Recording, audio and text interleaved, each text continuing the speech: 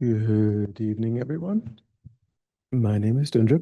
I'm the SPC here at Tupton Norberling, and this is the first teaching with Venerable Michael for his weekend of teachings.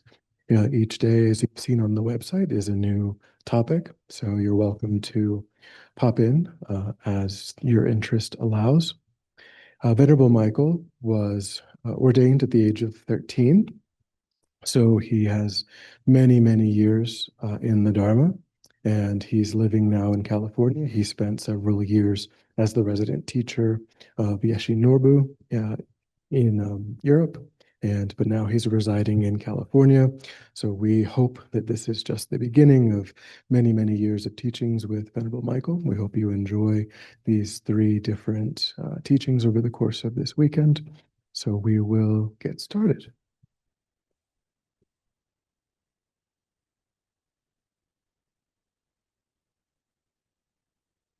Well, very good evening to everyone, those in person and those online. So, um, I've anticipated this evening to be more like a public talk, a little less informal. And in fact, I thought it might be more comfortable for everyone if we were just sat in a circle, but apparently with the Zoom and the sound system, it doesn't work so well that way. So I'll be sitting more in a traditional way. Um, uh,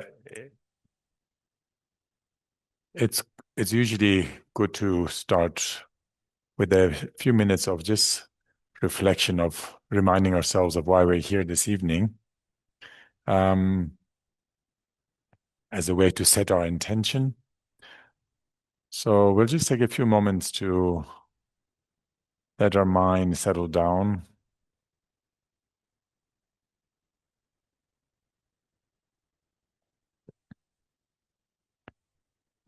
Taking just a few moments to slowly bring our awareness to the present moment. No doubt most of us would have had a busy day with work or whatever other situation. So here we have this opportunity to temporarily leave everything aside. And we just bring awareness to the present moment by first bringing awareness to the immediate surrounding we're in, this safe and relatively quiet and definitely a sacred environment. So as we acknowledge that this sacred space we're in, we can feel a moment, just a sense of gratitude in having this safe space for ourselves right now.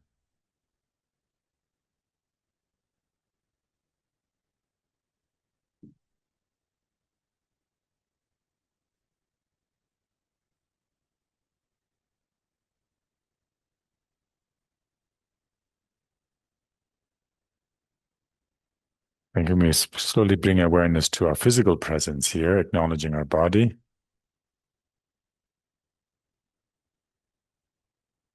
And acknowledging this body constitutes in acknowledging that we have this precious life, precious human life, that comes with all its potentials.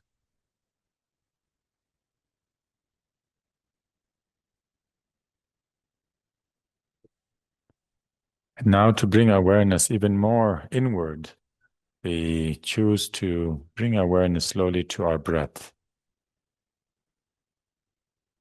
And here we're just imagining to see our breath as we breathe in naturally through our nostrils and breathe out naturally through our nostrils. Just imagining seeing the breath coming in naturally and going out.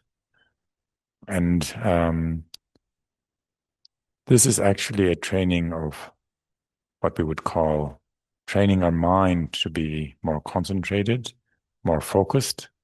So for that, we temporarily leave everything, all agendas aside. Now, although we have left aside our external agendas, we would start to notice how busy our mind still is with all sort of thoughts bubbling up. But here, when we make this commitment to ourselves for the next few minutes, although I am not able to stop my thoughts from arising in my mind, the thoughts will just arise as naturally, one after another. But here, the difference would be because of my commitment to focus on my breath, I will choose not to follow my thoughts, no matter how important they seem, and no matter how much they seem to scream for our attention. We can just let it be. We take notice of the thoughts, but we decide not to follow them, and bringing attention and focus repeatedly just back onto the breath. Just being content and happy with the breath coming in and going out. At this very moment, we need not be concerned with anything else except just the fact that I'm breathing in and breathing out. Being aware of this essential activity we do every moment of our life, but we hardly have time to pay attention to. What is keeping us alive is the breath coming in and going out naturally, repeatedly, one after another. And so in this, we ourselves and all other humans on this planet right now, as well as animals, that's one thing we're all doing together right now, breathing in, breathing out. No matter what other activity we may be engaged in, we're all breathing in and breathing out. So just take a moment to feel that connection with all humankind, all beings, in the fact that we're breathing in, breathing out. And we bring our attention to our own breath coming in and going out. So next few moments, we'll just allow ourselves to be in that space, being aware of our breath.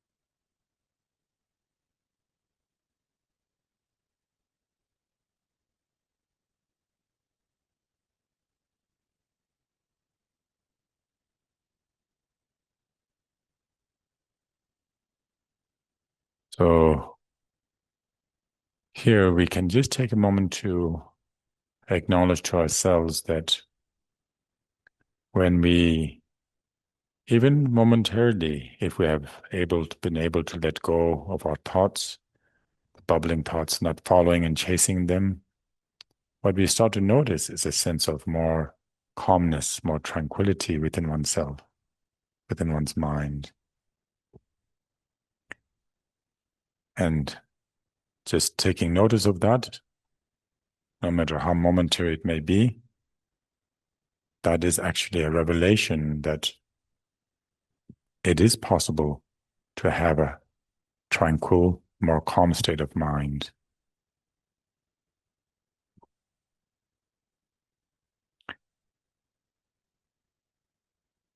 So within this more calm, relatively more calm and tranquil state of mind, we can intentionally set our intentions or for the evening, our purpose of being here together this evening. We can set our intention that may my time this evening here gathered with others who are inspired for the same meaning, purpose that we're here together for. May my time and the time of all of us become actually means to find deeper levels of tranquility, peace, and happiness within oneself, which then can be shared with others.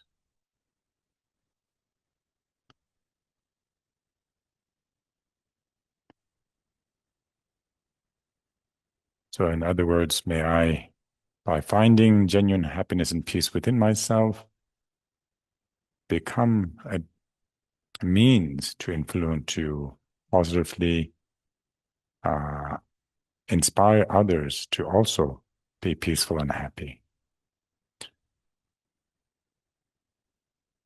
So, with that intention in our setting our intention in that way, positive way, we can now slowly bring awareness back to our physical presence, acknowledging our body again.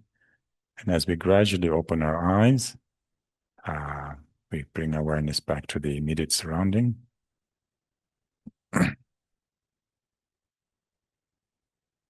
So, um, so I think that, yeah, the title of the talk was Meaning and Purpose of Life from the Buddhist Perspective. Um, um, Perhaps I would like to just maybe have a just quick hands up for anyone who may be either really new to the Buddhist teachings and philosophies or relatively new. Anyone who's completely new here? Oh, okay, so I guess everyone would have already been familiar with the topics that I intend to share this evening, but I think it is for me, it definitely is very helpful to come back to the basics sometimes, to the very basic foundation of what it is all about again. And in that way, I think there's sometimes a renewed sense of inspiration or um, encouragement to see the to bigger picture again, coming back to the basics. So in that way, I hope that even though many of you might already be familiar with this topic, it'll be kind of like more like then a discussion about it. Uh, what what has your understanding been?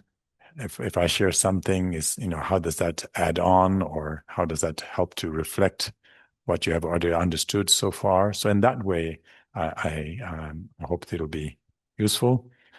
And of course, I like my presentations to be as informal as possible, but in this kind of setting, it is hard to be too informal. But what the main point is that I like people to um, feel free to raise your hand if you have an immediate point that you don't understand, or of course, we will have maybe a specific time for question and answer, but anytime you feel like you want some clarification or you haven't understood something, or that if it's something resonates with you, you like to really, share something about that, please raise your hand and it'll be fine. So I'm sure Venerable Tundrup has graciously given you a little bit of background of my upbringing, my background, and you might have read a bit about it.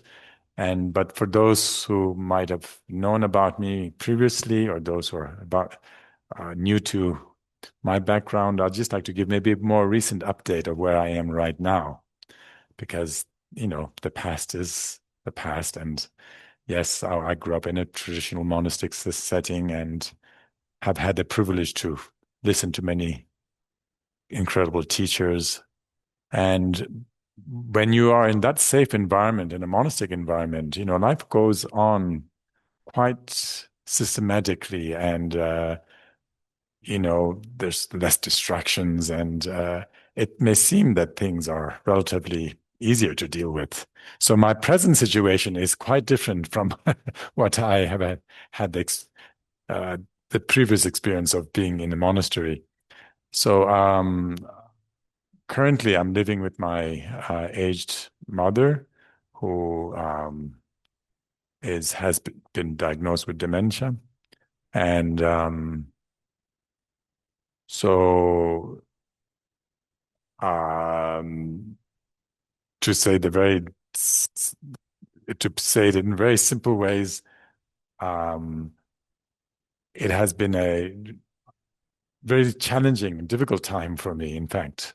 Um, and because of the challenges I was facing there initially, I was in, I mean, I was totally removed from my, you know, my known environment, being in a Dharma circle with many other like-minded people and sharing the Dharma discussions regularly. So I was kind of really removed and in a remote area in Yucca Valley in California, and hardly any other Buddhists there.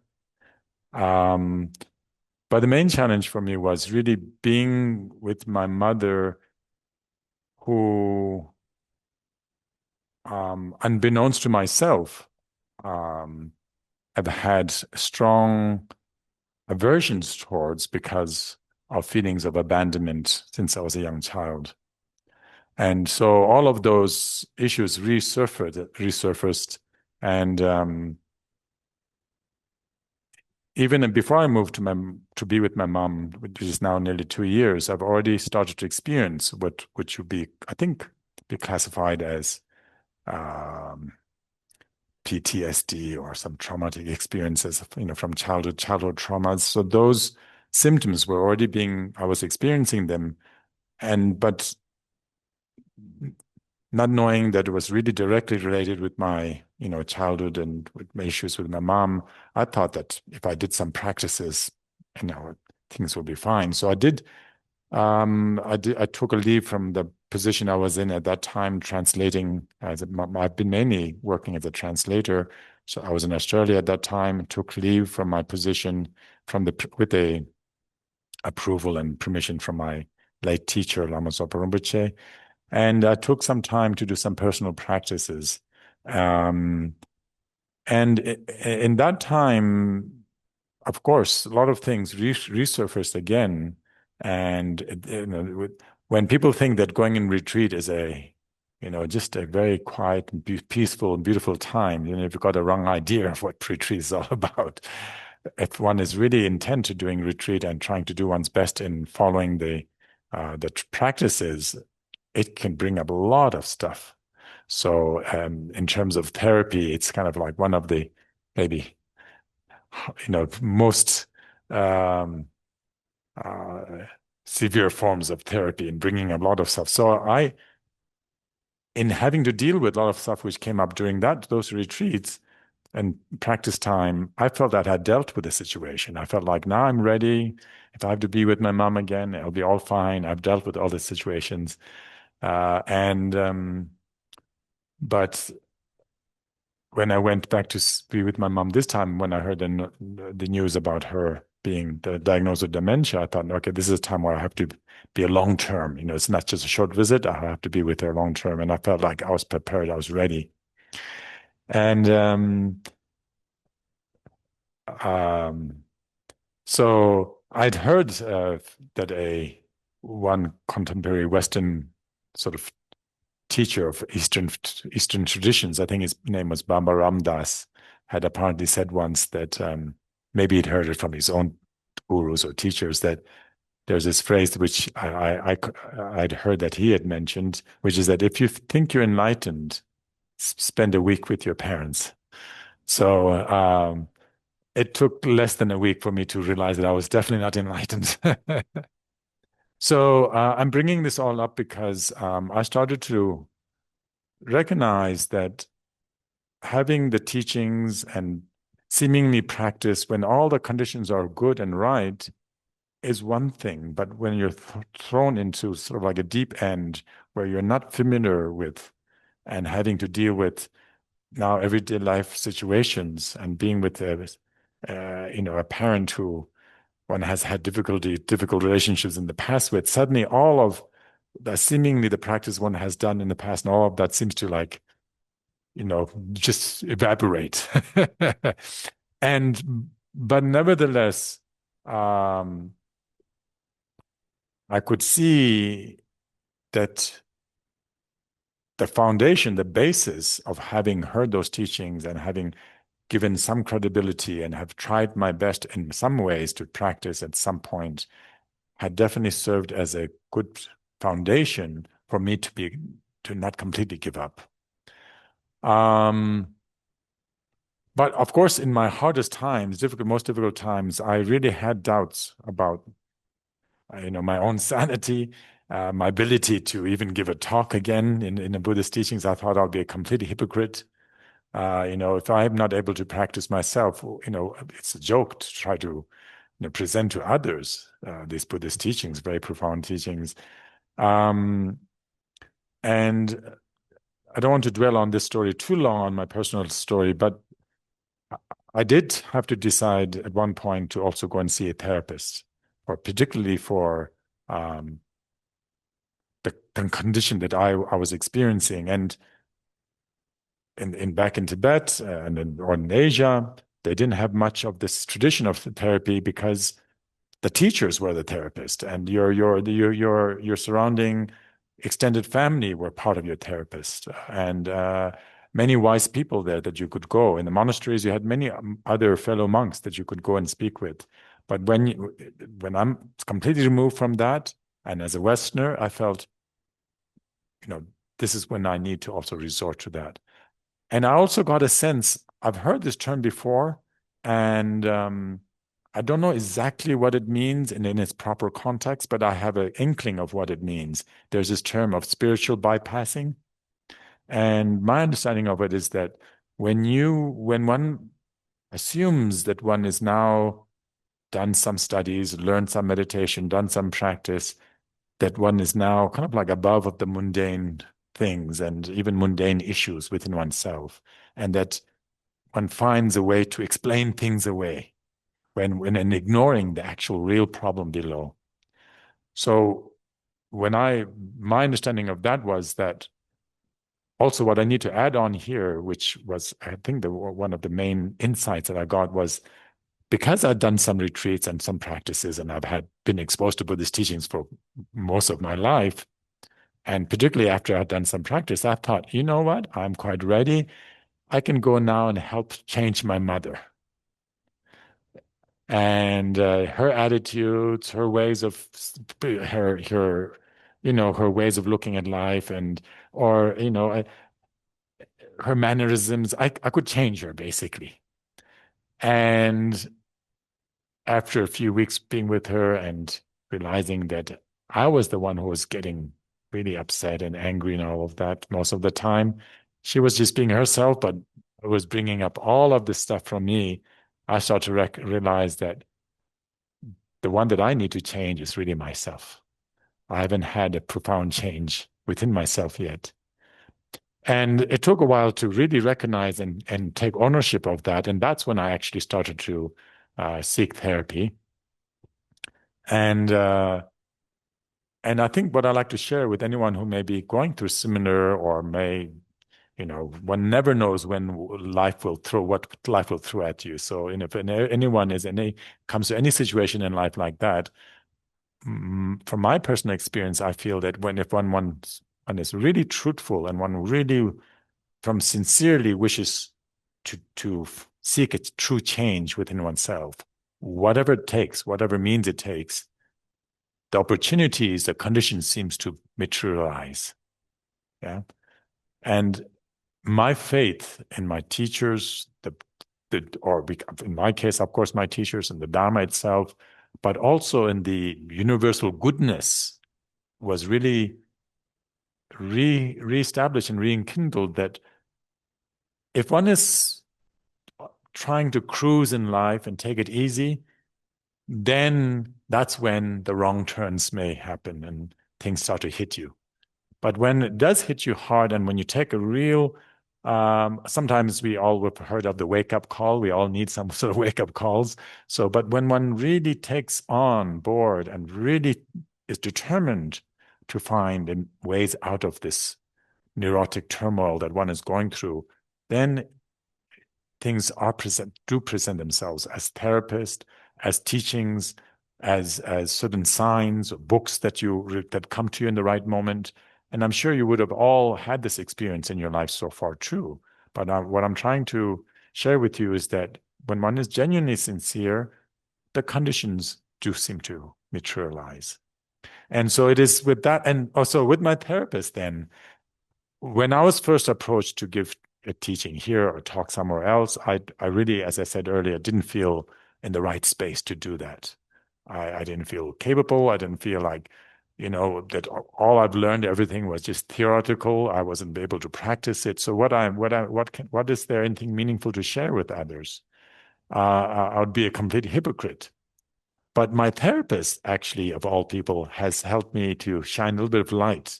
And when I did share with him about my predicament about feeling like a a fraud and trying to give a Buddhist talk when I'm not able to practice it well myself, he gave a very good perspective, which was I take to heart, and which partly is why I am accepting to give this talk this evening and following next days, is that if if someone is impoverished and poor, they may not have the means to help another poor person in terms of giving themselves something because they're impoverished.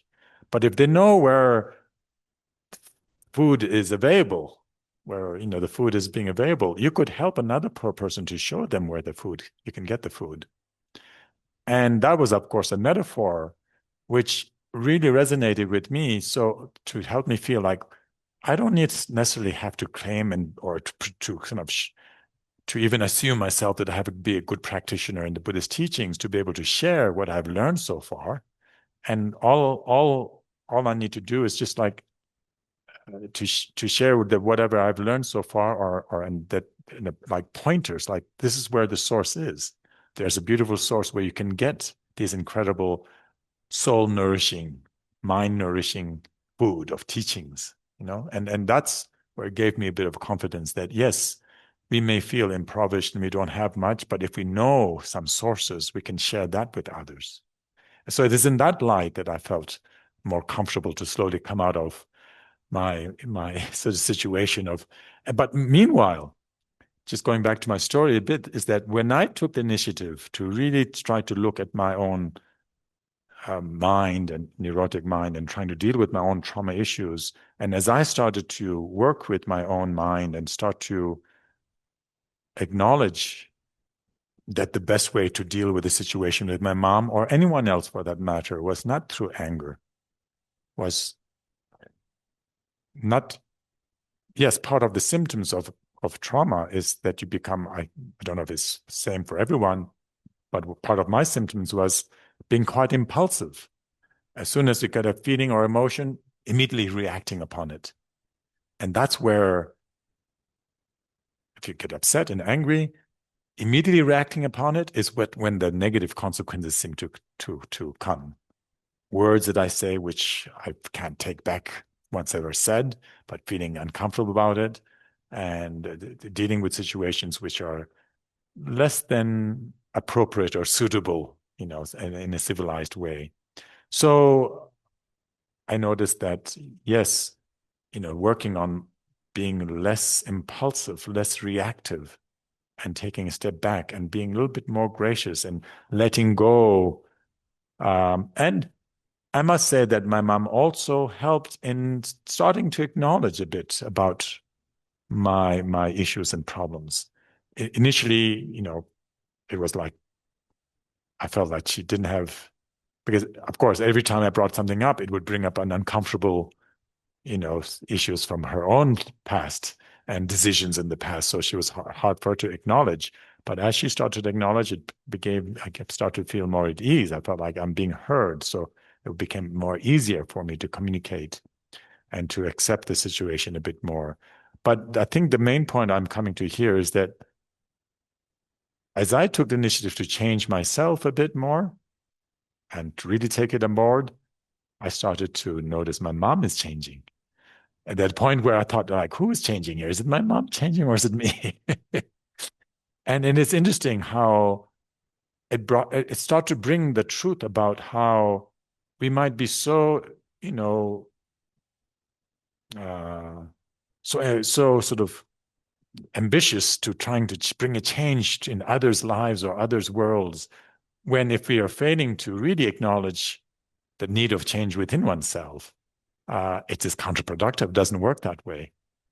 Whereas when one really begins to take initiative to change within oneself, that naturally seems to has a positive effect upon others. And I think is it and another great saying, which I think is attributed to great Indian saint and leader Mahatma Gandhi. I think it was him who had said, "Be the change that you wish to see in the world." And it seemed like so true. We hear these phrases, but until it really hits home, it's nice words. But then when you see that it has to be put into practice, then you begin to see this is that real truth in these. So that's as much as I would like to share from my where I'm presently at, and so um, for you to bear with me and even within my struggles to slowly come out and start to share a bit about the Buddhist teachings, what I've understood so far. I think it's very gracious of you to accept me, and it's always good for me to be able to share it. The more one shares, the more it reinforces oneself. So the topic then now, if we haven't run out of time yet, is what is the purpose and meaning of life from a Buddhist perspective? I choose this title also because it is something which really resonates, which with most people of just what is the purpose or meaning of life. I came across some time ago a nice phrase from actually quite a well-known artist. And before I mention the artist's name, I'll use that phrase and see if anyone can guess who it comes from. So there was this, uh, quite a well-known artist, and I'm sure most of you would know because this is a art center, so people will be familiar with art, I guess, or at least appreciate the art. So there's this quite a well-known artist who has this phrase that the purpose of life is finding your gift. No, the meaning of life is to find your gift, and the purpose of life is to share it with others. Can anyone guess who that comes from? Well, I read somewhere that it's Pablo Picasso apparently had said that phrase. No. The meaning of life is to find your gift. In his case, was his gift of art. And then the purpose of life is to share it with others.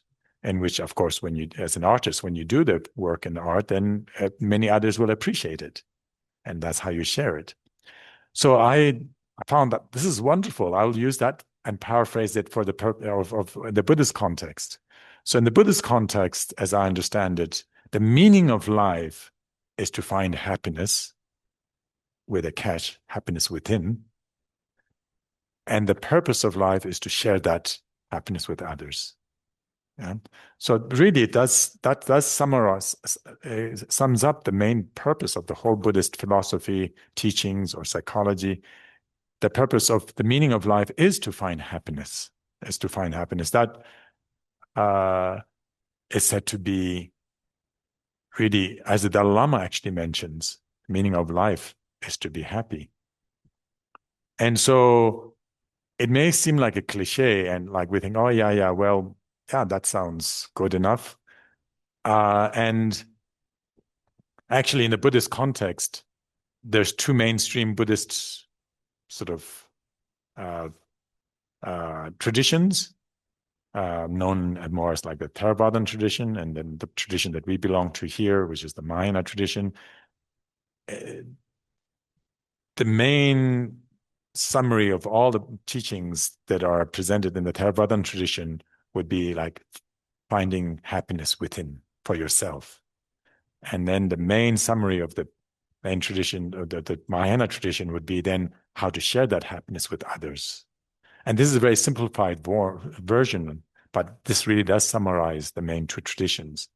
And initially, and it is not exclusive of each other. In order to share happiness with others, you've got to find it within first. And if you haven't found happiness within, you can't possibly share that with others. So they're not mutually exclusive at all. One has to, even to practice the Mahayana, one has to be based on first finding happiness within. Now, the big question is, what is happiness? Yeah. So, again, here, depending on who we are asking, and even in our own life so far, we might have been brought up with a certain notion and idea of what happiness is.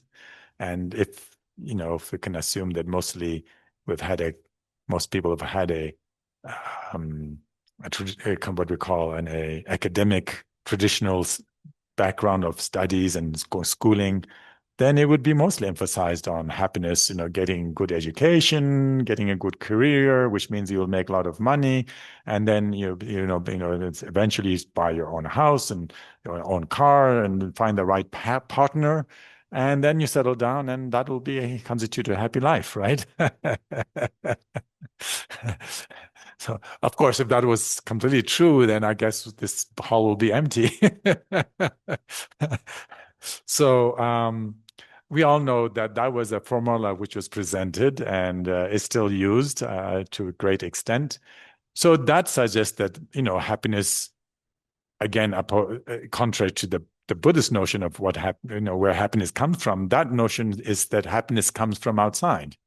As long as you get a good education from where? From, of course, outside. Well, of course, one has to internalize that education, but you receive it from outside, and then you get all the material objects that are prescribed for your happiness, you know, and then once you settle down with having all of that which prescribes to enough material objects to make you happy, then you should be happy then. Of course, we could have a long list of, successful, uh, mm, wealthy, successful, like in the entertainment section, in the business section, so many, people have seemingly got it all, but somehow didn't seem to end up in having many happy lives. I can think of so many. I like watching documentaries or interviews with these famous people, and it's quite incredible how, sometimes they're very candid in sharing. For example, Mike Tyson. He said in an interview with Mike Tyson, he said, at one point he was on the top of his boxing career. He made so much millions, and he would fly his private jets with friends of his to the Caribbean islands and have parties, and spend a night or two there and come back. And then he looked straight in the camera of course, to the interviewer, but he was looking as if he was looking at you, and he said, "But I was still not happy." Yeah, and and then other examples like Whitney Houston, incredible. And I mean, she was so inspiring. Her voice was so beautiful. And then, they found her lying in a bathtub with empty bottles of, I don't know what she would have been consuming, with maybe pills. So, I mean, we all know of these examples of seemingly those of, made it all, made successful. And so those are the examples out there. But if we bring it to closer to home, even though I was brought up in a traditional monastic environment, I have to admit that I felt happiness was out there. I felt I was being restricted. I share very openly that as a young monk growing up in the monastery, and then in my teenage years, really with other teenage monks, we were saying like, "Oh, people out there who are going to parties and and I can drink and all of that. We're all deprived of that, aren't we?" And then of course this the sexual life and the intimate relationships, we're all deprived of that. So of course, in my early years as growing up as a monk, I would have seen uh, the vows that I have as a restriction. But it's only when I started to have my own, actual crises in life, and of course, as even as a monk, I have there's limitations, but there's to a certain degree, I am not deprived of having nice food or going to the beach occasionally, seeing movies. So that's my outlet. That doesn't, I don't break in major vows with that. So, I had to a certain extent the pleasures of the worldly pleasures, I could say. Um, but so this is where I come back again to my condition, where when I initially experienced what we call what is known as depression, Um, I was diagnosed by my doctor then back in Australia with mild to moderate depression. Um, some of the symptoms of anyone else has had experienced similar experiences that when you have that depths of that feeling of depressions in your mind, you kind of lose that sense of joy in everything, and even normal pleasures are not even pleasurable anymore. Yeah, uh, food doesn't excite you anymore. Going out, everything seems bleak, and so one suddenly gets lost in that sort of normal pleasures, and so. And I would share definitely that in the depths of one's depression, there is a sense of sometimes a desperation that whatever could numb this pain, I would try it. So of course, as a monk, if it was not for my vows, nothing would have stopped me from trying alcohol, any of these substances which supposedly numb your pain. There would be nothing to stop me from trying that.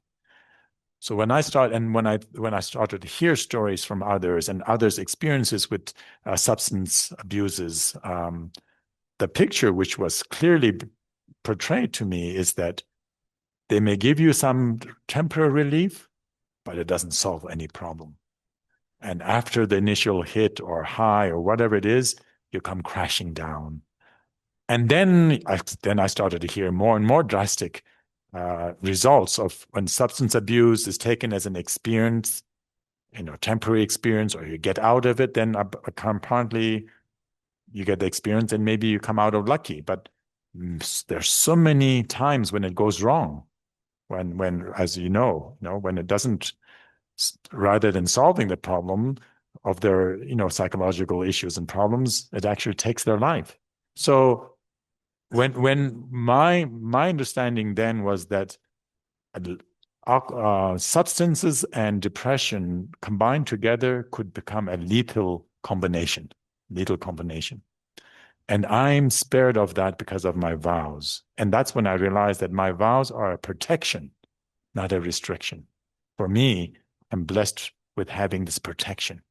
And I started to really embrace the vows as being a protection rather than a restriction.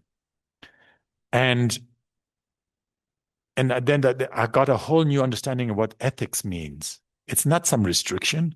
It's a basic, safe way to live, really. It's the safest way to live is to have some more ethical values. Moral values means to have a safe way to be.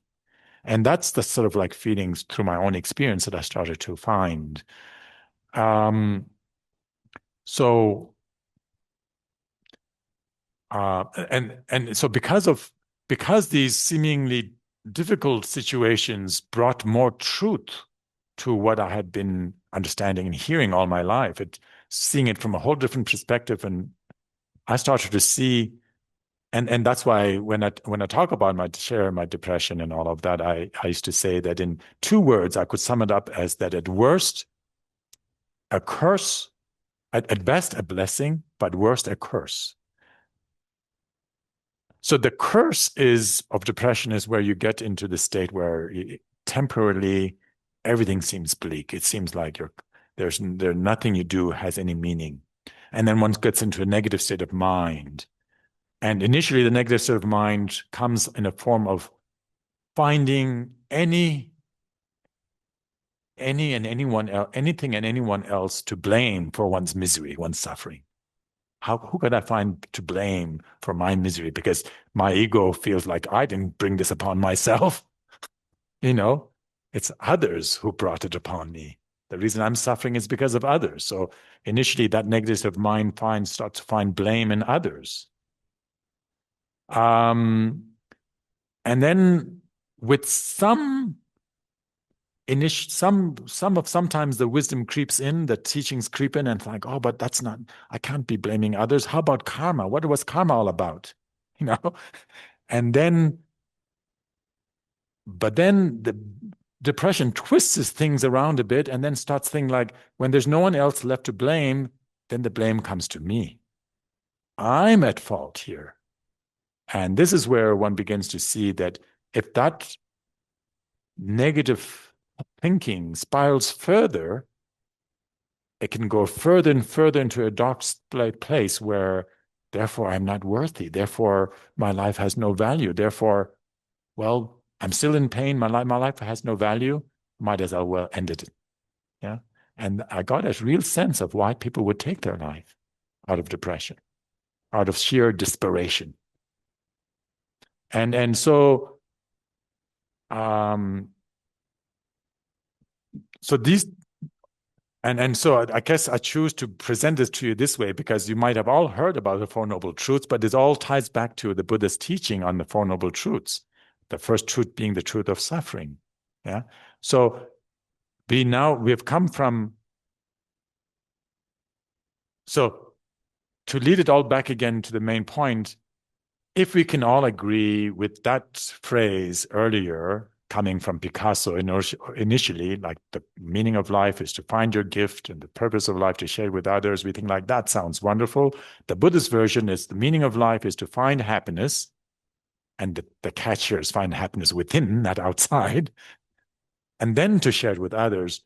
But as much as we would agree with that, and because who wouldn't want to be happy, whatever that word whatever understanding of happiness we may have, it's all to do with something good for oneself, right? Happiness is about goodness. Happiness is about feeling good with oneself and within oneself and being joyous and so who wouldn't want to have happiness, right? Of course, then we started trying to define what is happiness, and the happiness in relation to the material world, the material version of happiness versus if the happiness within. So the Buddhist teachings on the Four Noble Truths is that in order to understand happiness, there's no other way around it but to understand what opposes happiness. If we feel we're not happy now, why aren't we happy now? What is depriving us from feeling happy? And this is where the Four Noble Truths, the teachings of the Buddha on the Four Noble Truths, comes forth. His first teaching, which is classically known as the truth of suffering, and I don't know if you have access to the notes that I have sent earlier, but many other teachers, contemporary teachers in the Western context, would like to use the word maybe dissatisfaction, because suffering has a very strong connotation. If you go up to someone saying, I think you're suffering, they might be very offended, But if you ask if your life is satisfied, then might start to open up a bit more and share that, yeah, well, there's many areas where they're not really satisfied. So dissatisfaction is something which we can maybe all immediately relate to. But basically, the term that is most connotes to the Buddhist teachings is the truth of suffering, which is the truth of, well, if you take it as a truth of dissatisfaction, then there is a truth that there is a truth about our life not being completely satisfactory, and that's and that is why, if it is because of the dissatisfaction that we feel, that is depriving us from feeling happy all the time or being happy all the time. Does that make some sense? Yeah. So, um, so whether we use the word suffering, which encompasses a bigger sense of the dissatisfaction or dissatisfaction itself, um, there could be many areas in our life that we would be dissatisfied with. Classically, in the Buddhist teachings, um, while there are numerous different types of sufferings that are explained in the Buddhist teachings, and depending on the situations you're in, there might be different levels of sufferings that are experienced by different types of people and beings in different parts of the world, in different realms, so forth. But all of the different various types of sufferings are summarized neatly into the three types of sufferings, and we can call them the three types of dissatisfactions. So the first would be the suffering of suffering or dissatisfaction of pain. The dissatisfaction with pain is something we can all immediately relate to. No one voluntarily wishes to experience any pain. We all identify with pain as being dissatisfactory. And we all shy away from pain. We try to minimize pain as much as possible. Um, and with pain, there's the physical pain that we can all relate to, and mental pain. Yeah. So it summarizes into that. There's no other way that we can experience pain either than physically or mentally or psychologically. Yeah. So those are two levels. Within these two, the physical pain is easier to identify, to deal with. It's the psychological pain, which is harder to identify and to deal with. Yeah. So the Buddhist teachings primarily is really a method of dealing with the psychological pain, the mental pain. So it is, as you would be familiar with, all of you who are already familiar with the Buddhist teachings and the basic teaching of the Four Noble Truths, that the truth, that which is defined as the suffering of suffering, the first level of suffering, is something which we can all immediately identify with. Now, the more subtle level of suffering, which is actually very hard, and I'm still struggling myself to identify with, is the suffering of change. Or if we use the word dissatisfaction, what is the suffering of change? Well, this is where it becomes a little bit challenging for all of us, I guess, which is where the what we call the worldly pleasures that we experience are actually categorized as the suffering of change. And so then, if termed in dissatisfaction, then dissatisfaction with pleasures. But when we talk about dissatisfaction with pleasure, I guess I touch upon that a bit when one goes through some depressive states of mind. Even the normal pleasures that we feel, what normally makes us feel happy and pleasurable, loses that sense of being able to give pleasure, right? So I think we can all relate to, you know, experiences that we normally would consider pleasurable, but depending on the state of one's mind, depending on the situation, suddenly is not experienced as being pleasurable anymore. Yeah? But the Buddhist teachings actually go into explaining that actually all forms of what we would call, the more specific term is contaminated pleasures. Worldly pleasures is a very generic term, but contaminated pleasures is the pleasures that are deprived from merely the comforts, the immediate fleeting pleasures in relation to our five senses. Beautiful sights, beautiful smells, or nice smells and beautiful sounds, beautiful, nice taste, and nice tactile sensations. So the pleasures deprived, the immediate pleasure that we gain from these five senses are said to be actually a suffering in disguise. They're not real happiness. They're not real source of happiness because the experience. So why are they experienced as being pleasurable then? And there's a very good, very logical, good explanation in the Buddhist teachings, which it's hard to refute. For example, if you're feeling a bit hungry, and if you don't get your meal on time, then that hunger starts to become quite uncomfortable. You might start to even call the pangs of hunger, right? When you're feeling, it's almost like you're feeling the pain of hunger. So that is clearly the first level of suffering, the suffering of the dissatisfaction or suffering of pain. When you get a meal, suddenly, as you start eating the meal, that pang of hunger starts to subside. So it feels pleasurable. And it feels pleasurable because it is removing the earlier pain or pangs of hunger. And because that earlier intense suffering is replaced, is taken away, it is experienced as being pleasurable. But because comes from a contaminated source, and it is not a contaminated source, meaning that it is not a real source of happiness, the more we experience it, the more unpleasant it will become. And as we all know from experience, how many times have we taken too much then that our body in ours that was bearable to just remove our hunger, but we went a little bit too far with, overindulging with whatever it may be. Um, was it too much of a helping of the pizza, or maybe the dessert? Suddenly you were feeling full, but I can't not accept the nice dessert. So then having maybe too much of a helping of the ice cream, whatever it may be, we've all experienced the symptoms of overeating and then feeling quite unwell after that. And that is actually true for every contaminated pleasure, whatever it may be, whatever contaminated pleasure we can bring up as an example. The more we experience it, rather than the pleasure increasing and the sense of, if we call it happiness, a worldly happiness, rather than increasing, it starts to diminish and become uncomfortable. So that's why it's called a suffering of change. It's actually a suffering, but a disguised suffering. Then,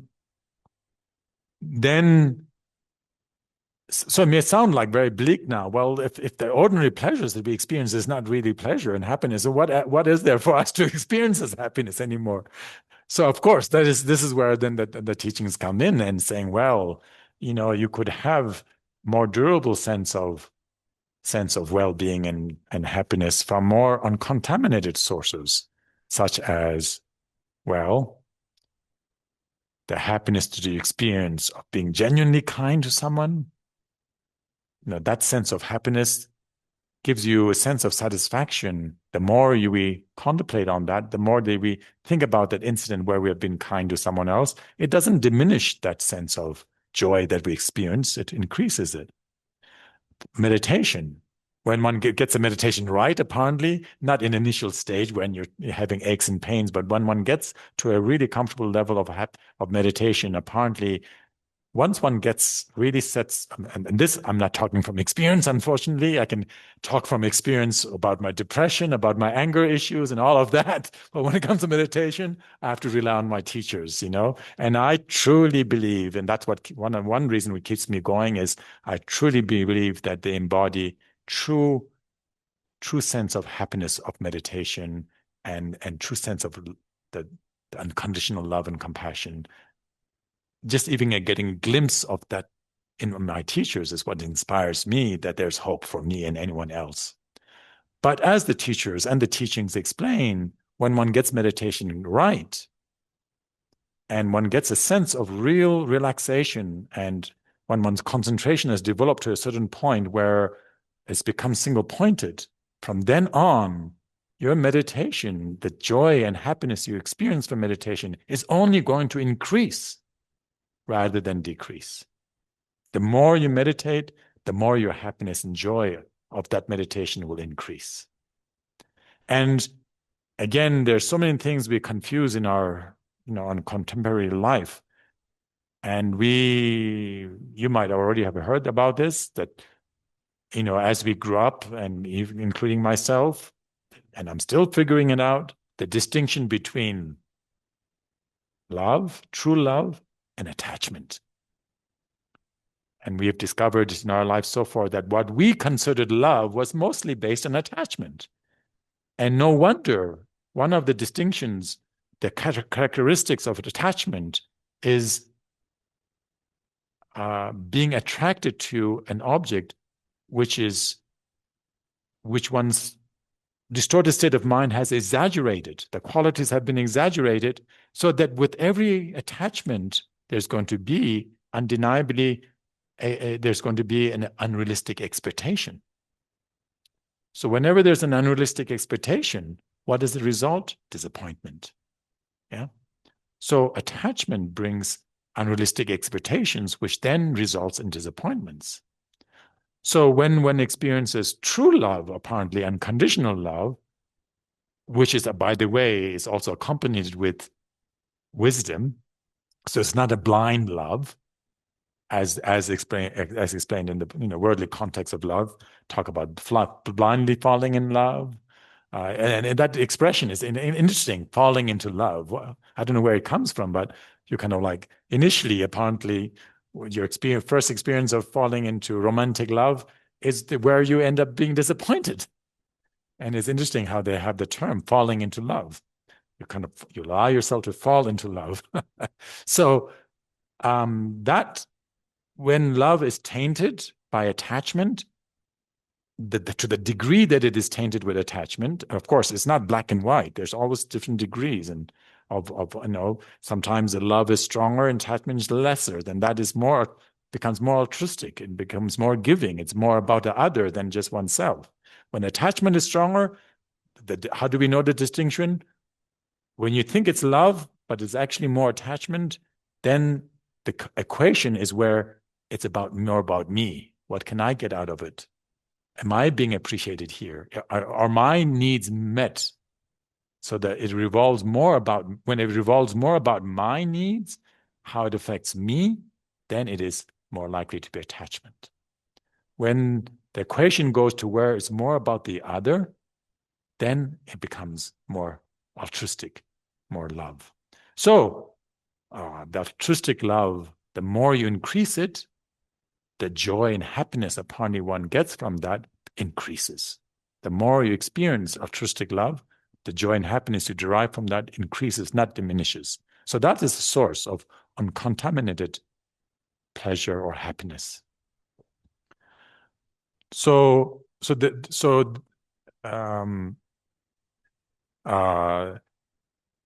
Now going back to the sufferings so we cover the first, the second, and the third suffering, which is called the pervasive compounded suffering, all pervasive suffering, is actually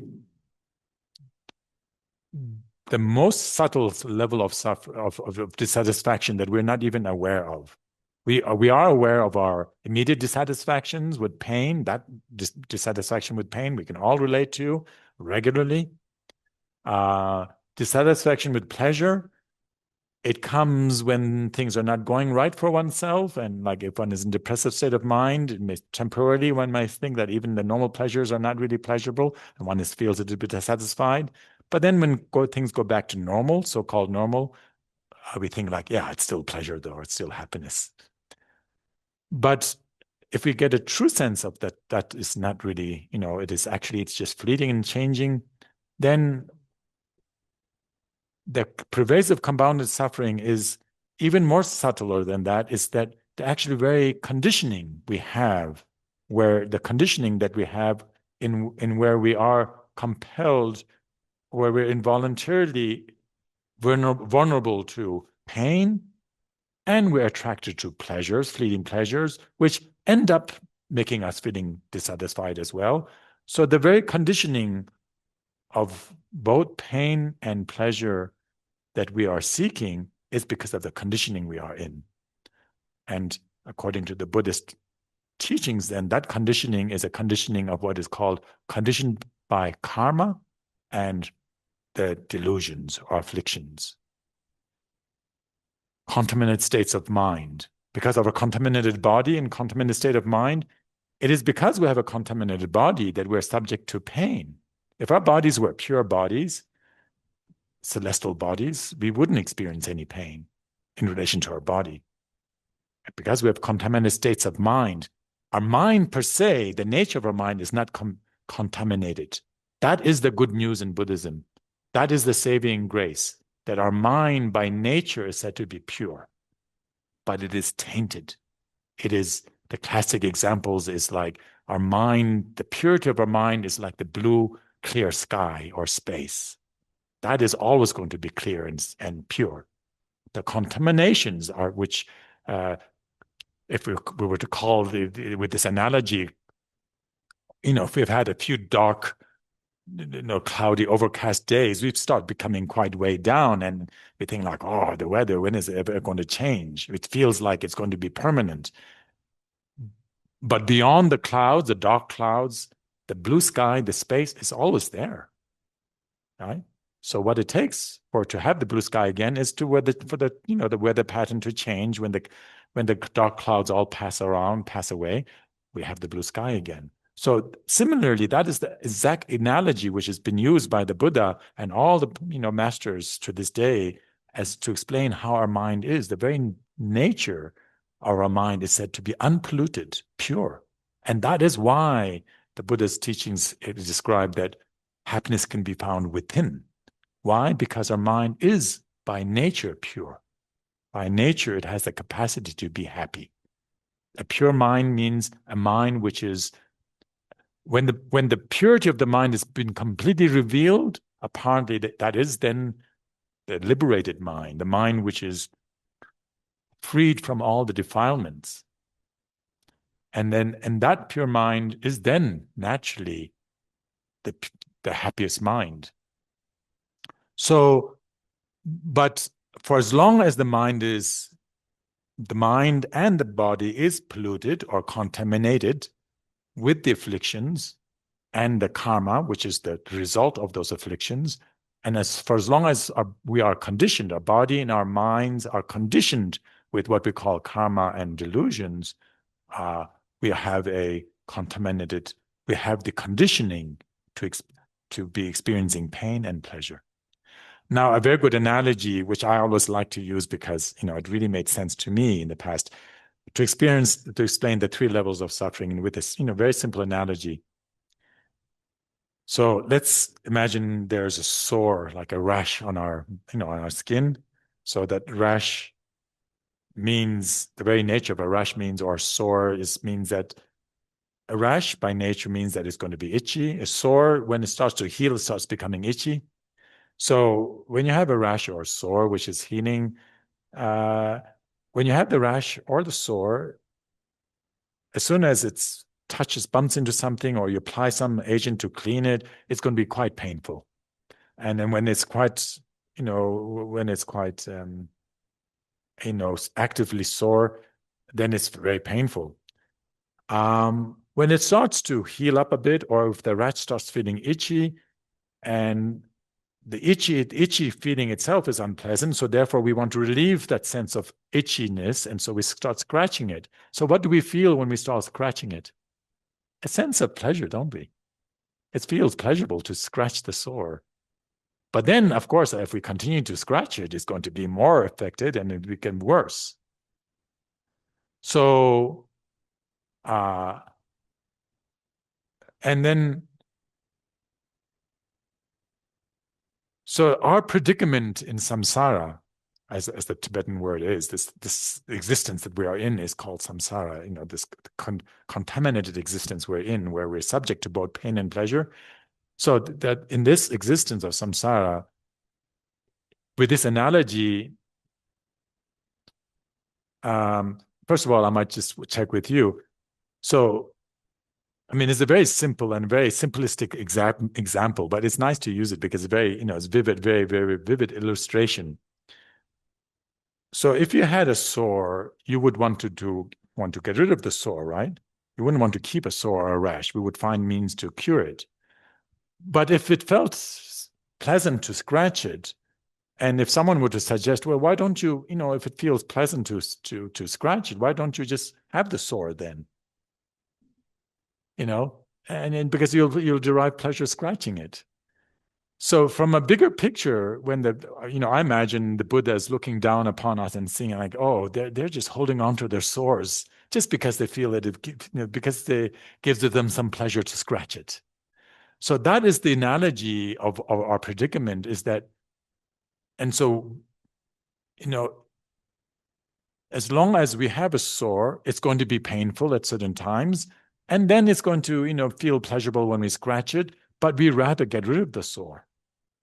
So the sore itself is like, without the sore, we wouldn't have neither the pain nor the pleasure of scratching it. So would we rather cure the sore, even if it means not getting the pleasure of scratching it? Would we rather cure the sore, or would we choose to keep it? So that analogy is used in the teachings of the Buddhist teachings of our predicament, is that for as long as we have a contaminated body, that is like the sore. We are going to have the pain that we experience as like the sore with this contaminated body, and we're going to also experience some levels of pleasure. Now, of course, we try to navigate and find the right balance between trying to avoid as much as pain as possible and enjoying the pleasures and finding a way that we don't, overdo it so that we'll cause more pain. Yeah. So we try to navigate in life where we've learned from trial and error not to overeat, not to eat too much of a good food, or not to engage too heavily. Like even with intoxicants, it is considered classy and sociable to drink a bit of wine. And for as long as we don't get intoxicated, it's fine. So we drink a bit of wine and with our meal, and we have our nice desserts, and we, just make sure that we don't eat too much. And we have our sexual relationships. And as long as we don't indulge too much in our, overly in the sexual, the gratifications, then that seems permissible. And so we go along with life, seemingly trying to find the right balance. And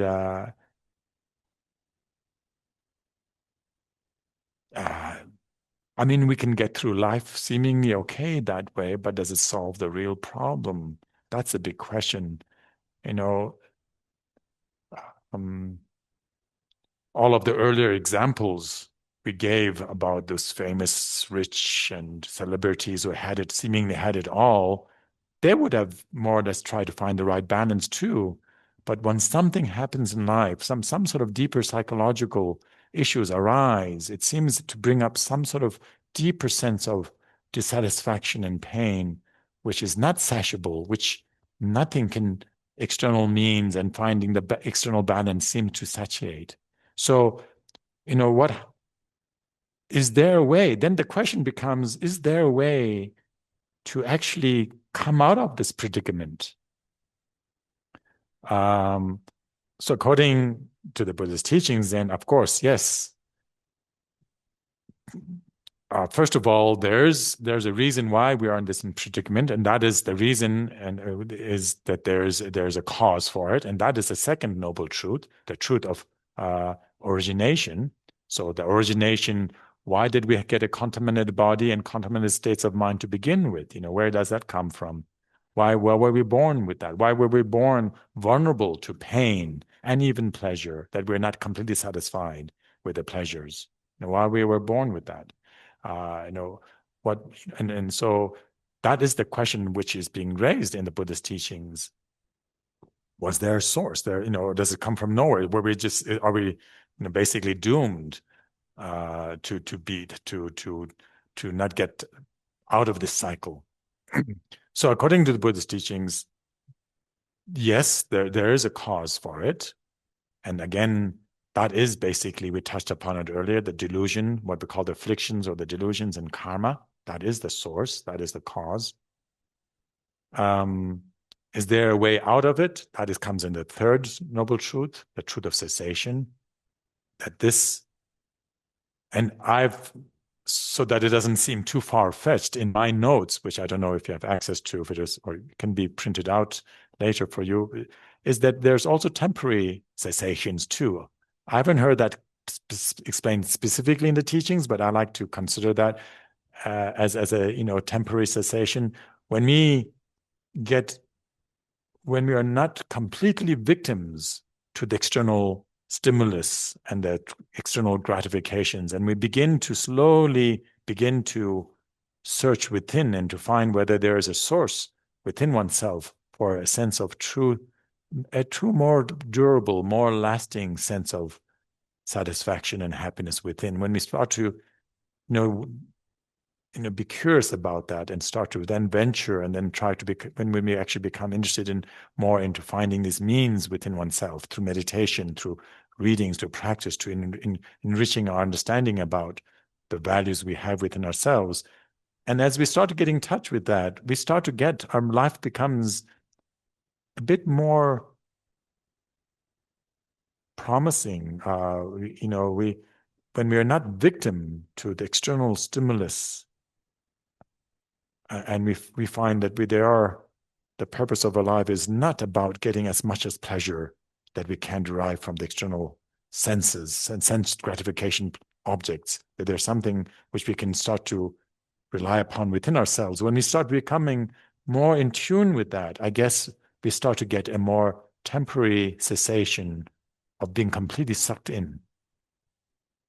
Um, Now, I don't know if anyone amongst you or those extended friends and families you have who've experienced the devastation of what drugs and alcohol can lead you to, apparently can lead you into a very dark place.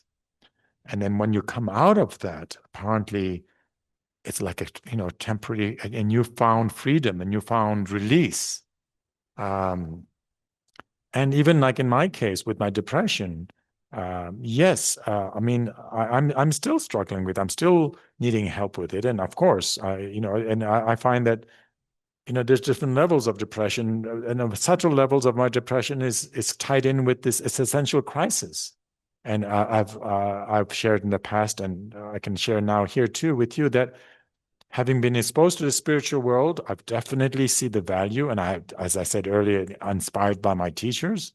But I also still have a strong attraction to the material world and the worldly pleasures. So I feel that my existential crisis, I used to think that my identity crisis was between East and West because I was born a Westerner but brought up in the East. And I used to get confused. Where do I really belong? And it took me many years to try to sort that out. But as I was trying to sort out whether I should consider myself an Easterner or a Westerner because of course, ethnically they're different, but also socially and a lot of the, you know, social norms and ways of thinking and attitudes are very different, can be quite different on the surface anyway. So I used to struggle with that, but then in search of my identity crisis of being either East or West, I started to discover that actually my real identity crisis was between am I a spiritual person? Do I consider myself a spiritual person or a worldly person?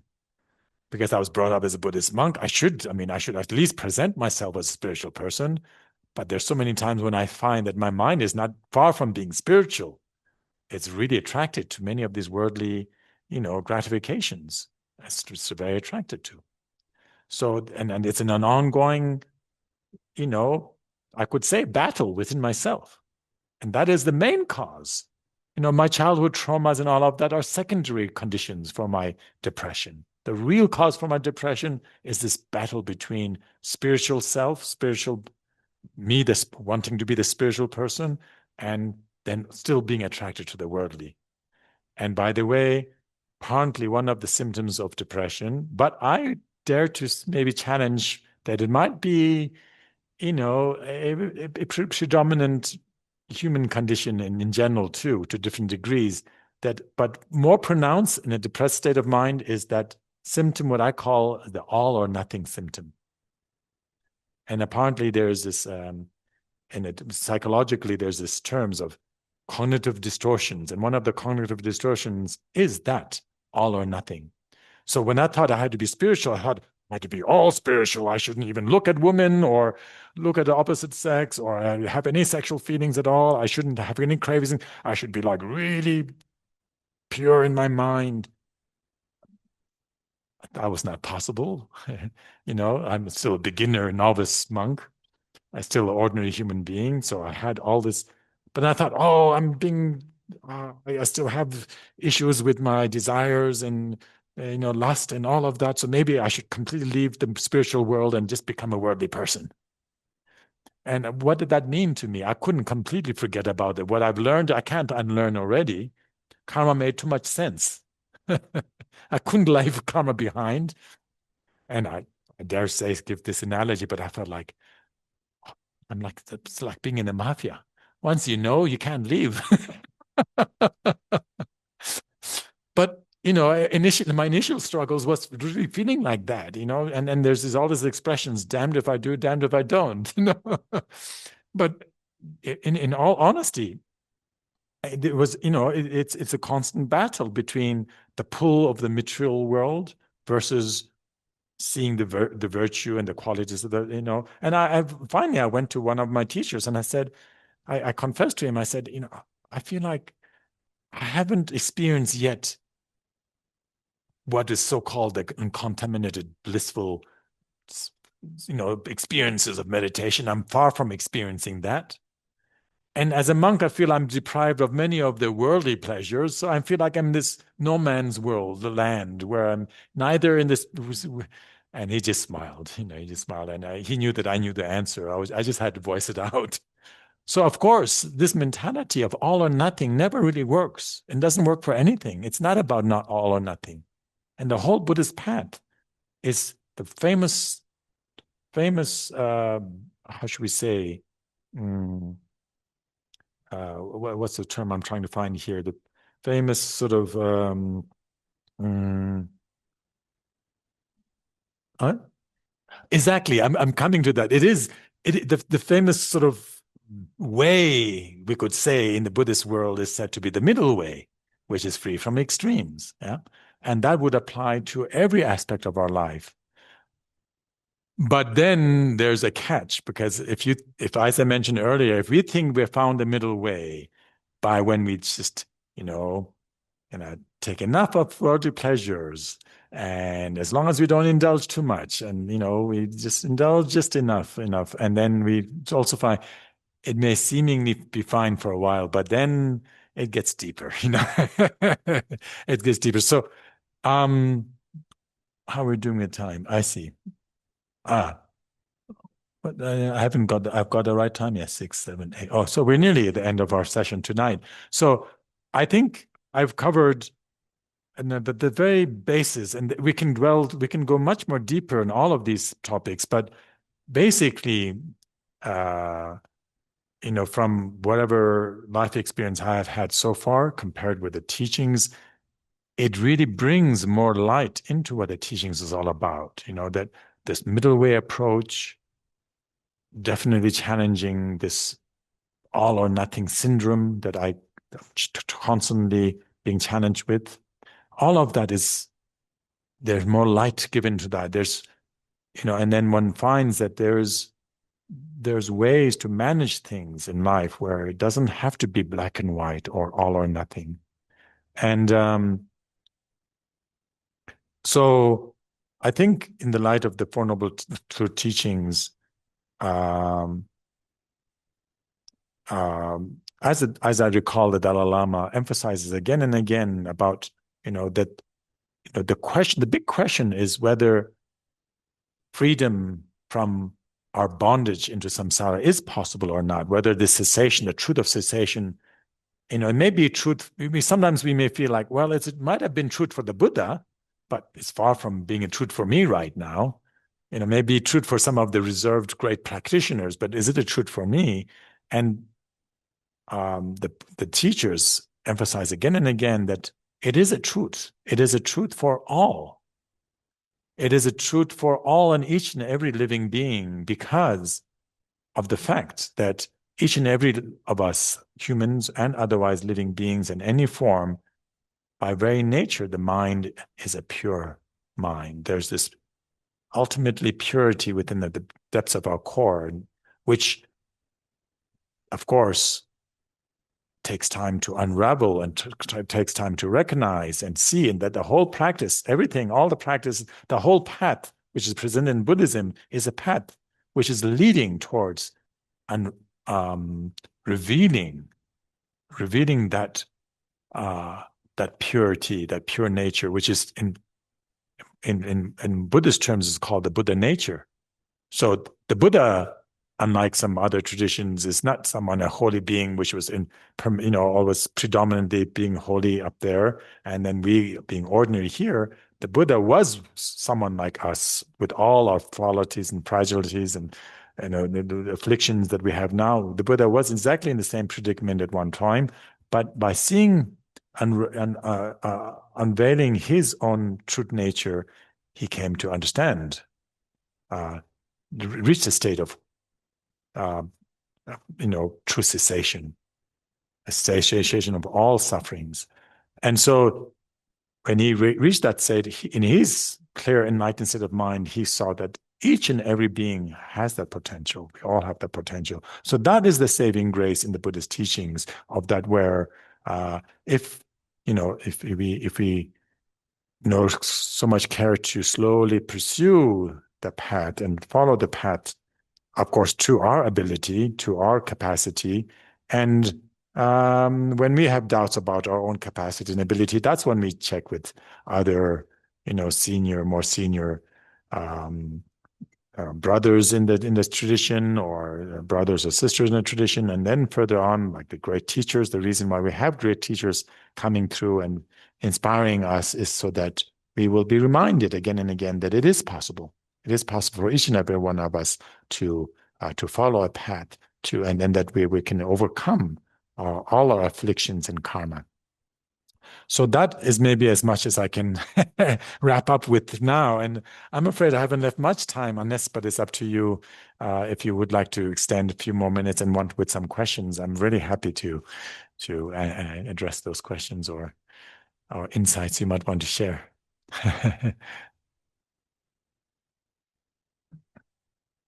Yeah, it's interesting. It's hard to start. It's like an old cranky car, it was hard to start it, but once it started, it's hard to stop it again. Before I know it, time goes by. Anyone online? I must also say, of course. Oh, sure. Is it going to be voiced or is it going to be written? It's going to be, if it's me, is it Oh, yeah. Amanda? Thank you very much for your teachings. They were Uh-huh. really helpful. I've got a question. It's not so much on what you've said, Yeah. but something that's been on my mind, and I'd love if you could share some insight. Mhm. In the Vajrasattva practice, it talks about the purification from spirit harm. Mhm. And as a Westerner, I don't have a instinctive understanding of what that means. Mhm. I was wondering if you could talk about that, if it doesn't take up too much of Uh-huh. time. Yeah, well, of course, that's yes. Well, I guess spirit harm is one umbrella word that they're using in the teachings to refer to, sources of harm which we may not be immediately identifiable with an actual physical entity.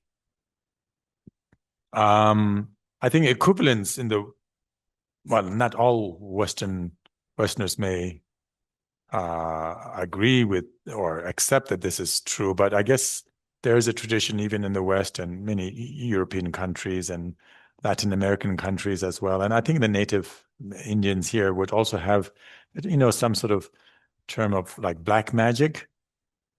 And I think that's something which is also it's like almost like in the realm of the spirit harm, because it doesn't have to be, like usually we're more used to someone who's harming us as being someone physical out there. If someone criticizes me with verbally or abuses me or criticizes me verbally or physically, then we can identify with the source of harm because we see that, right? But uh, and some who are more intuitive or more uh, who have more of a belief of that there can be possible harms from sources where one is not physical, then it goes into the realm of either black magic or spirit and so forth. So it is, but so in your question, I'm not so much sure if you're trying to identify what that spirit harm really means, or whether you are trying to relate it to more your practice. If you don't, as a Westerner, if we don't have that notion and believe so much in spirits and in the harm for spirits, then how do we relate that in that mention in the practice? I don't know if your question comes more from that. No, from the first thing that you said, like, Oh, okay. yeah, I can't remember how you put it, but yeah, it's not so much with my practice, it's more, I think there is such a thing, but it's not something that I've been trained to be aware of. Hmm. Hmm. And so I'm trying to figure out exactly what is meant by it. And so you said black magic, so that kind of gives me a bit of an idea, which Hmm. is helpful. Hmm. Hmm.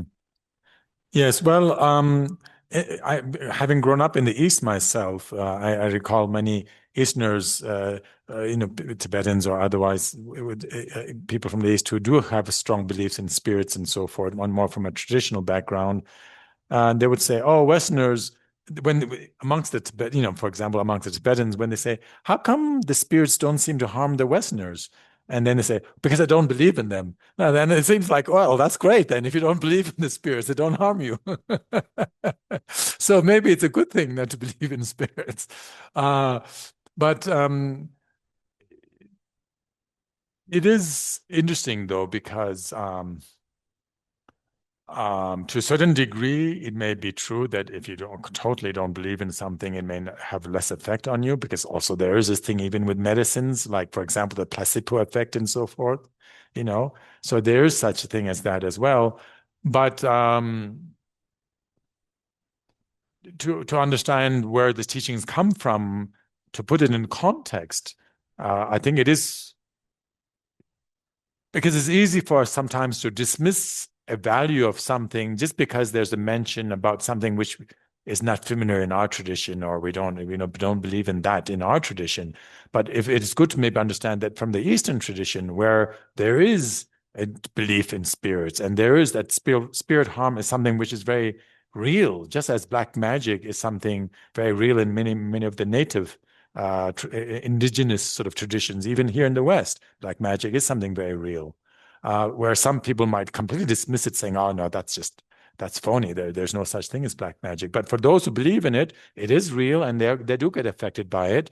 So the teachings are relating to all the different levels. Where if you have harms from, more immediate sources. It can help by purification. It can help you to prevent harm from more immediate sources, but also an untangible realms and spirit realms. If one has a belief in that, it can also help you to purify karma to be harmed by them as well. So it covers like a bigger range from the traditions where these teachings actually came from as well.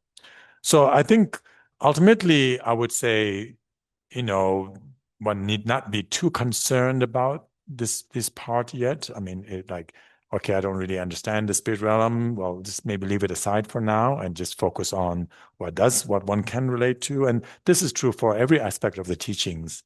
I think sometimes, we can get tied down with certain aspects of the teachings, which seems completely unrelatable to oneself right now. And then I think we have all heard the term that we have to be careful not to throw out the baby with the bathwater.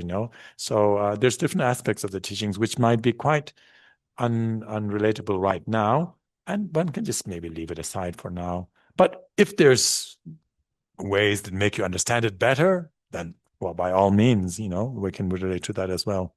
So I don't know if that's been helpful at all to answer your question in any Yeah, way. that's been really helpful. Thanks very Okay, much. Thank sure. you. You're welcome.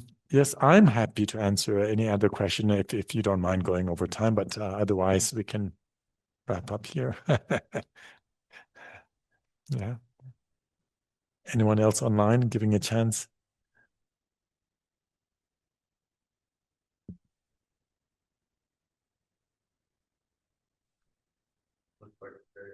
Sure.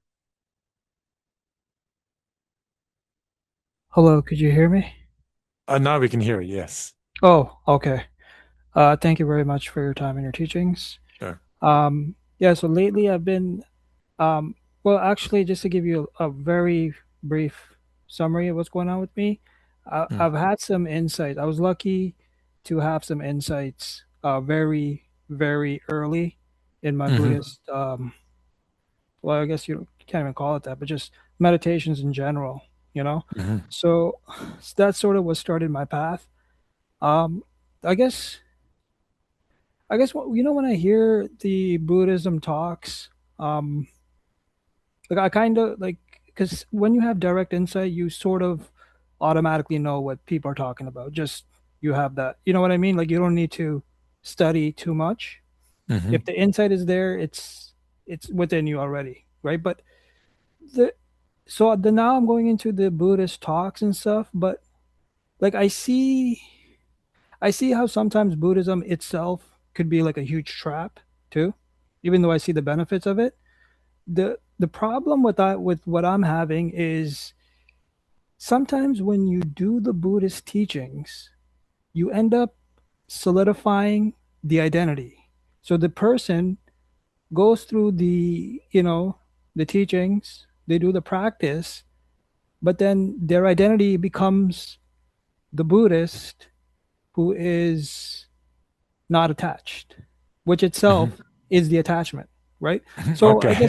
I guess what I'm trying to say is, how do you guys, like, because even when I hear your talks, right, it was very general, right? It Mhm. was more of an intellectual thing, very easily understandable by Mhm. most people, right? Even though you did Okay. say you didn't go deep into it, but Mhm.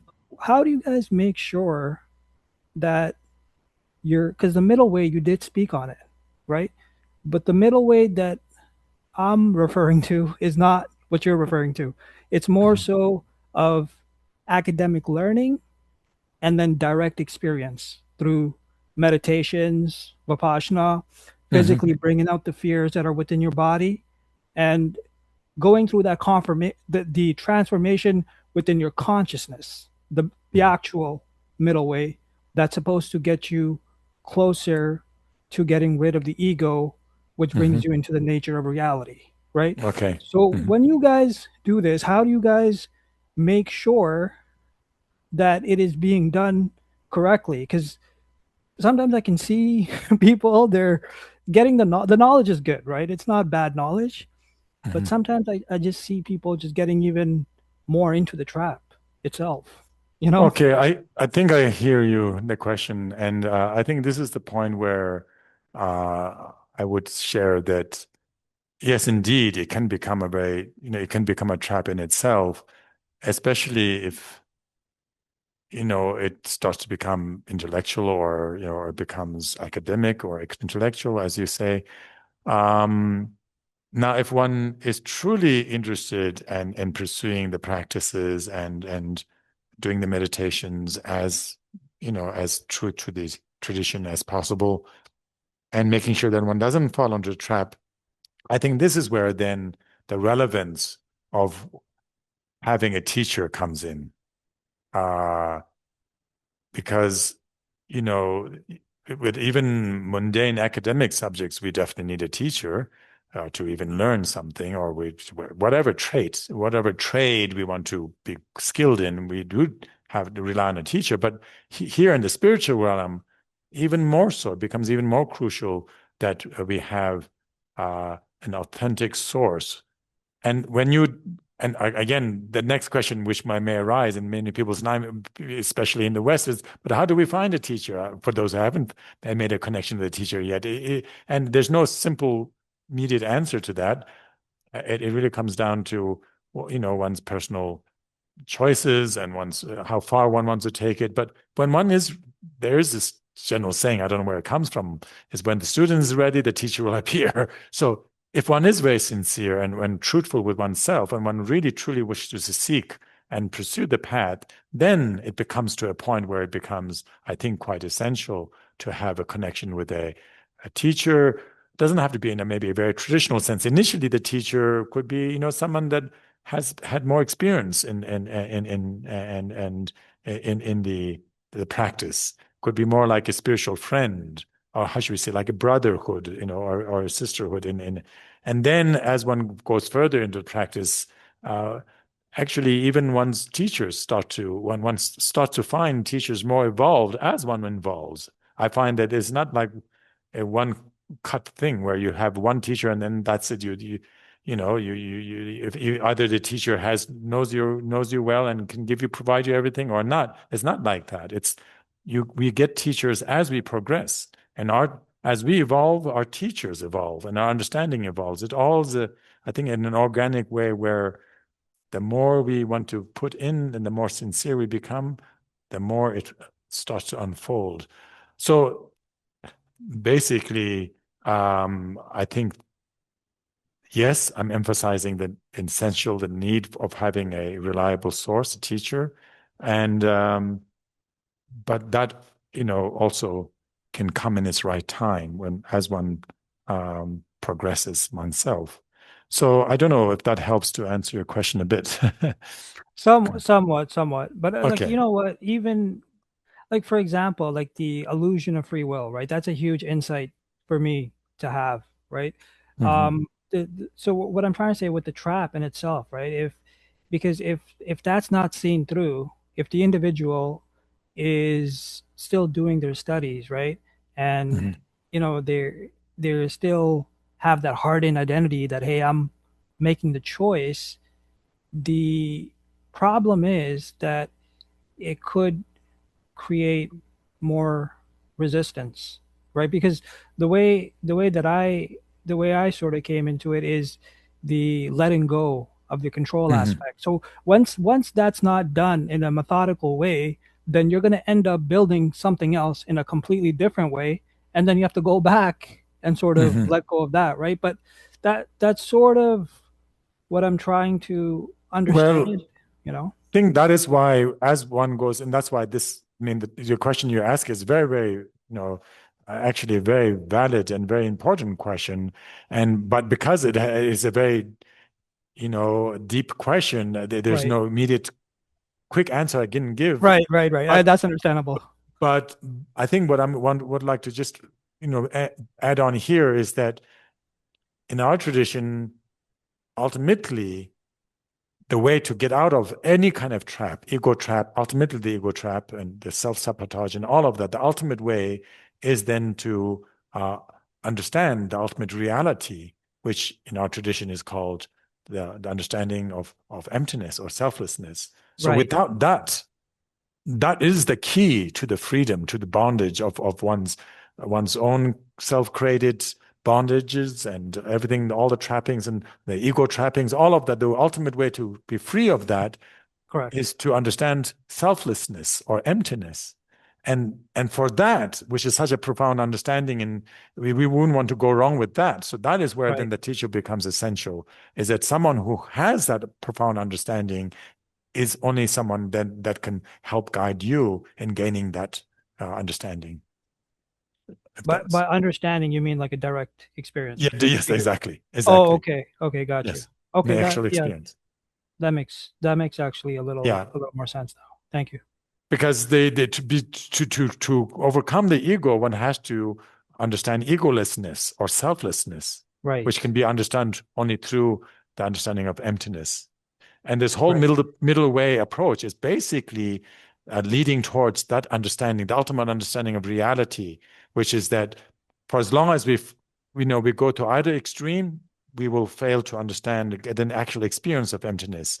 Only by removing the extremes that prevent one from seeing the ultimate reality as it is, when those extremes are completely falls away, then one gets that actual direct experience of emptiness. That's my understanding. I do get that, but even because it involves dropping a lot of your fear mechanisms, right?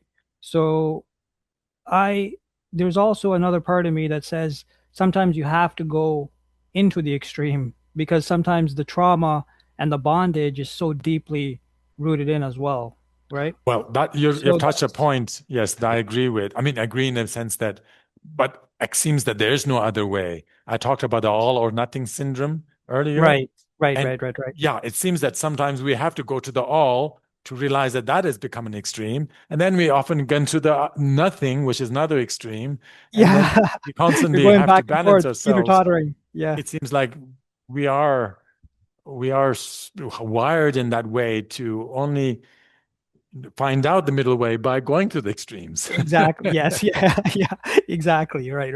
And then, according to the teachers, most of us are already in the extreme of eternalism. We think that Mhm. everything is eternal, permanent, and our worldview is very much based on eternalism. And then it is said that initially, when we get an inkling that nothing really exists, which is the other extreme of nihilism, it says actually when we start hitting that point of nihilism, initially there's a great fear which comes up. But it actually is a good sign because we've started to let go, release that strong grasp on the eternalism, that everything is permanent and eternal. When that grasp is loosened, we go to the other extreme of, oh, well, maybe nothing exists, which brings up a fear. But actually, it is in a way, of course, that's an extreme. Not there. Right. It is not that nothing does. It is not that nothing exists. But even getting that inkling that maybe perhaps nothing exists is a good. Is like a yanking away from that eternal Yes. view. You're getting grounded into the groundless, pretty That's much. right. Right. Awesome. Yeah. Awesome. Okay. Well, thank you very much. And Thank you. thanks everyone for being so patient in allowing the questioners to allow us all to go over a little over time. So a very quick informal dedication, which means that this evening we've all put a significant time of energy in coming together, taking away precious time from otherwise many more meaningful things we could have done, I suppose. But nevertheless, we've all spent time together here. And so we just take a moment to acknowledge that we have had this meaningful time this evening together.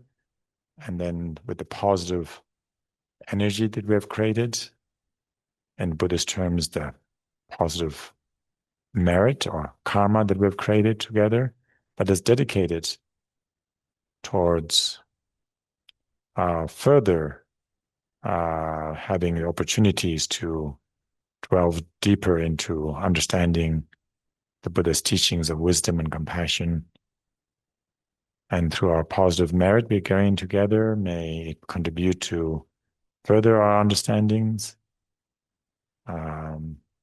and sharing it with others, like-minded people, encouraging each other. And may those who inspire us, such as our teachers, have stable, long lives, continue to inspire us and teach us. And may it contribute to overall well-being and peace within ourselves, within our community, our family, and in the world. So, Gyawadi nyodo da nama sangi drupjuni drowa chi gyamano ba deye sama gowa sho. Chanji sumjo rumba chi mange bana gi yuji gyawa nema meba kone kondo pewara sho. Thank you very much, everyone.